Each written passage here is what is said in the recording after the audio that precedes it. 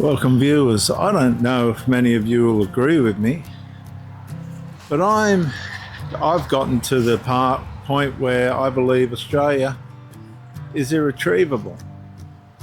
Do you remember when the weekend used to feel like enough? You finish another exhausting week, believing 2 days will restore you, but not now. Not now, viewers. Instead, Saturday becomes catching up on chores you couldn't afford to do during the week. The groceries cost more than expected. The car needs attention.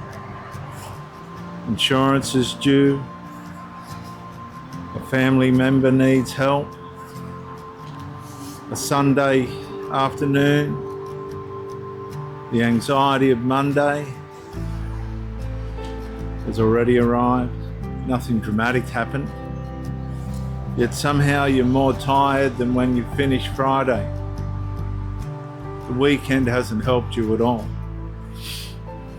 And this is how Australian pressure quietly multiplies. It never used to be like this. Every ordinary responsibility now carries hidden companions, hidden parasites, higher costs, longer waits, reduced certainty, constant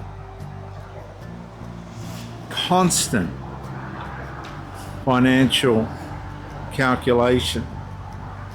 Small decisions demand larger sacrifices. And what once felt routine now requires negotiation with your budget, with energy, and with your future. You begin cancelling little pleasures that once made life feel balanced. Visits become phone calls, holidays become memories, repairs become postponements, friendships become maybe next week, maybe next month. And the future finally contracts without anyone officially announcing that it has. That's Australia right now.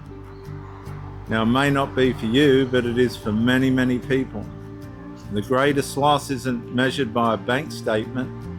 It's measured by the disappearance of recovery itself. People just are not being able to recover from the pressures that they are faced with in Australia right now. Let's just be honest. Come on.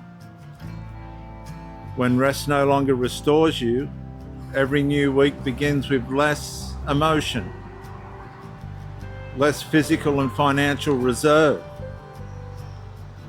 than the one before. You just get deeper and deeper, and it gets harder and harder. And the politicians bullshit all on the oh, we're going to do this, oh, we're going to do that. Not once in the last 2 decades, except for that man that got us out, Peter Costello, I think it was, or somebody got us out of debt. It all went back. We're in $1 trillion debt. Australia. They've shut down the manufacturing of cars and all the rest of it. They're closing the power plants. This is the politicians. They've got no foresight or insight whatsoever.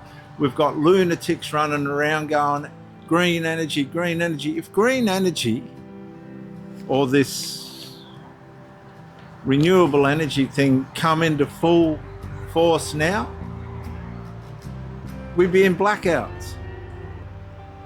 Only afterwards, many Australians recognised what changed. It wasn't one crisis. It was hundreds of ordinary pressures arriving together until the weekend. The place where life, once reset, became another battlefield that quietly consumed hope. And that's how an ordinary life can feel increasingly irretrievable. Not because one event destroyed it, but because nothing ever stopped demanding more. Australia is demanding more and more and more. Not even the politicians have an answer anymore. Oh, we're not trusted. We've got to earn trust. It's irretrievable. You've got to wake up. We're being misled. These people are not in need. The politicians are not in need. They're not struggling. They're not trying to pay their bills each week. They make enough money to cover that. What about the poor old person that's trying to live week in, week out, and everything just keeps coming over the top? They've got to work 2, 3 jobs. I've seen it. They haven't got time to recover. They haven't got time to fucking wipe their ass. What's that going to do? That's going to increase problems in the health system. It's going to overload. You've got people coming from other countries that aren't, vaccinated and whatnot, bringing in their diseases, unvetted. They're bringing in 11 terrorists. ISIS men, not brides, men. Who are these politicians underneath? Honestly, if they were put in front of some kind of accountability and responsibility system, remember they serve us. How would they stand up to that? You wouldn't be able to. You can be driving along the road, right, and park in the wrong spot and get a $400 fine and lose 3 points or whatever they do to you, right? And these politicians are running around costing millions of dollars, trillions, billions, like it's just a shit in the ocean. Our money, they're paying UNRWA terrorist organisations and all the rest of it, our money. They're not informing us. They've made laws that have taken away the biology of women and given it to idealisms. Men can just walk into a women's toilet with their cock hanging out. Come on. The vaccine, if you don't take the vaccine, you'll lose your job. We'll starve you. This is the politicians. They didn't have to allow all that, but they did. They're not for you. They don't know who they're for. Then you got all our money getting passed out in grants and all the rest of it, and people are just taking it before it gets to where it's supposed to. They're giving away our gas, billions of dollars of gas for nothing. Who do we trust? Honestly, who can you trust? My father went into hospital last week and they rang up and said, should he be here? The guy was on his deathbed. Oh, should he? Do you think he should be here? I said, you need to stop this phone call immediately and deal with the person in front of you. Not Australian. Then you've got these Bankstown nurses saying they kill Jews in our hospitals. They get off. They never got in much trouble. The place is a mess. The Australia as we knew it's gone. Even Paul Hogan's lost his way. That's saying something. Even Hogs himself. Apparently. At least Pauline Hanson's over in England seeing what's happened with the mass immigration there with Tommy Robinson. Oh, they'll try and crucify her for that. But the reality of it is she's doing her homework. She's over there going, okay, so where's Australia going to end up? Well, it's going to end up with communities that are not integrated and that will push their way over Australian culture. Don't tell me Australia's retrievable.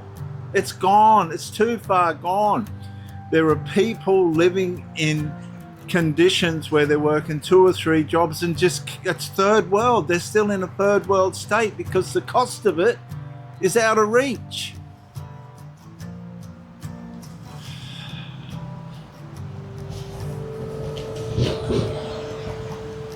It's not a joke. Look, we're petrified as First Nations people. Petrified. See that sign behind me?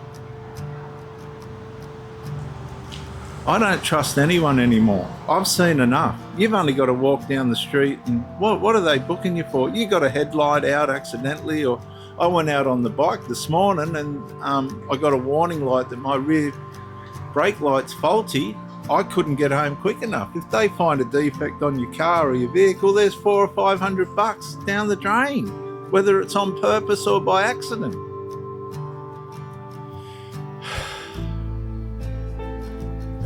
What about the shark issue? Oh no, it's all right. We'll give $4 million to the Department of Fisheries. What did they catch? 4 or 5 fucking bull sharks. Oh no, there's no bull shark problem. These are people that love sharks. Oh, we can't. Next thing, somebody's killed, almost killed, maimed for life in between the flags at Coogee Beach. Australia is irretrievable. I know it sounds negative and all the rest of it, but there's nobody coming to rescue you.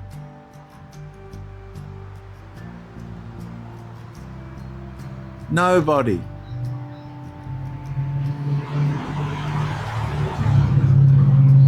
Nobody's coming. You've got to look after your health.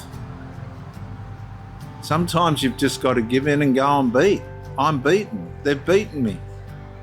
I did. I just shut my company down after 15 years or so. I'm not, out working to pay tax on tax and give money to iCare and everybody fucking else. No. That's not going to happen. That's not happening for me. I worked my ass off as a bricklayer. I got the scars to prove it and the injuries to prove it for the rest of my life. Then you try and go and be a Christian minister and you're dealing with humanity.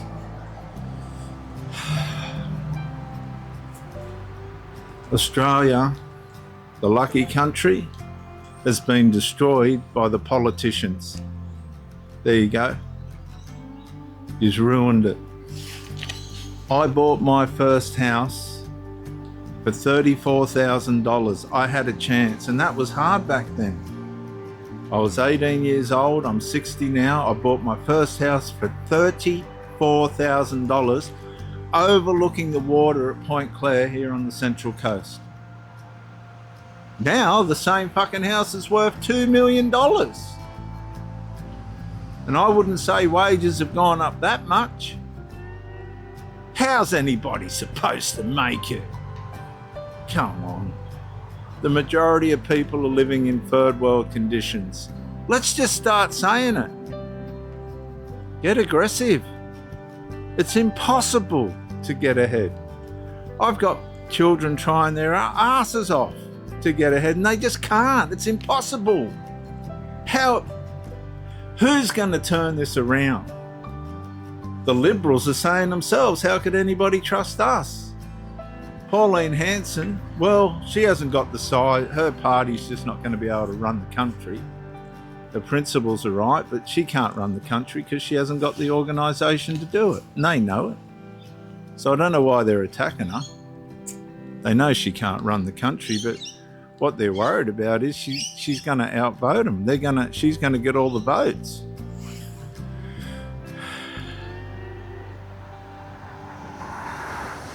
Australia, I'm sorry, is irretrievable.